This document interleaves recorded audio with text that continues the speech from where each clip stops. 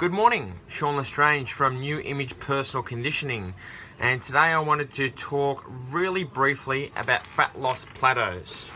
We're doing a 6-week fat loss challenge here at New Image at the moment. We've completed 2 weeks, so we're into week number 3, and a few of our clients, including myself, have recorded their results so far. G'day Matty Fletcher, good to see you.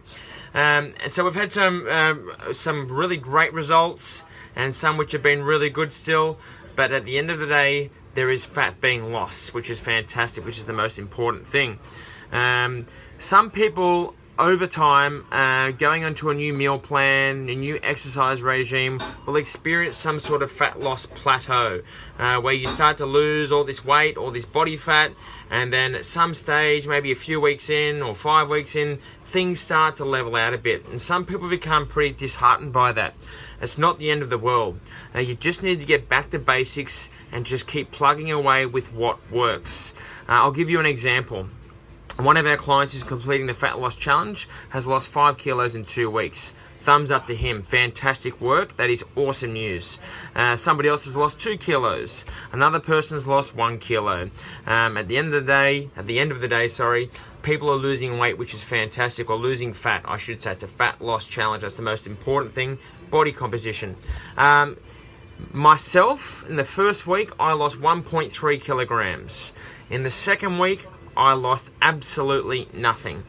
So on Monday, when I came in and I jumped on the scales, after only 2 weeks of our fat loss challenge, I felt a little disheartened, but I quickly reminded myself it's 2 weeks in of a 6-week challenge. Now, when I say 6-week challenge, this is a kickstart for people to establish some healthy habits. This isn't about it finishing 6 weeks' time. This is a lifelong journey for people that we're trying to promote here. So what went through my head on Monday? Well, the first thing that went through my head was what I just said. It's only been 2 weeks. Number 2 was to just stick with my meal plan and my exercise regime, which really isn't that hard. If you had a chance to look at our food plan, it's really sufficient. It's a low sacrifice diet, really. And the next thing was to review my last week and just look back at a few things where I could have just tweaked things a little bit. On the weekend, I had another birthday celebration on Friday night, and that could have pulled up a bit earlier than what it did. I had 2 beers on Sunday when I went out for lunch with my wife and my family and some friends. Did I really have to have those beers? Maybe not. Was there a few extra handfuls of nuts during the week? Did I actually clean up the leftovers on my kids' plates after they had dinner? All these little things add up, and if you really want to hone down on things, those things aren't on my meal plan, because when I've had my dinner, I am nutritionally satisfied after my dinner because I've eaten what's on my meal plan. So just going back, not beating yourself up about things, but just going back and thinking to yourself, or asking yourself, what could I improve from the previous week?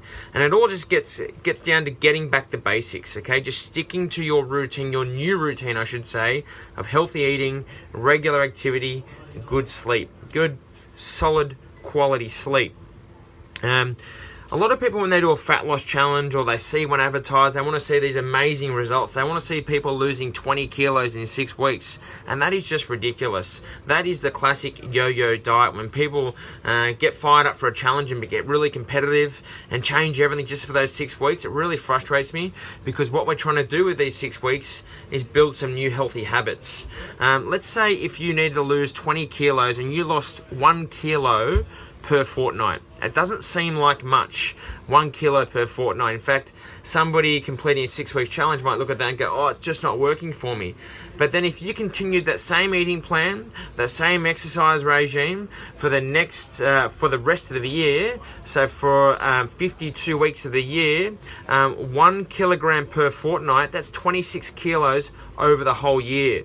So at the start of the challenge, I need to lose 20 kilos, and at the end of the year, I've lost 26 kilos. How good is that?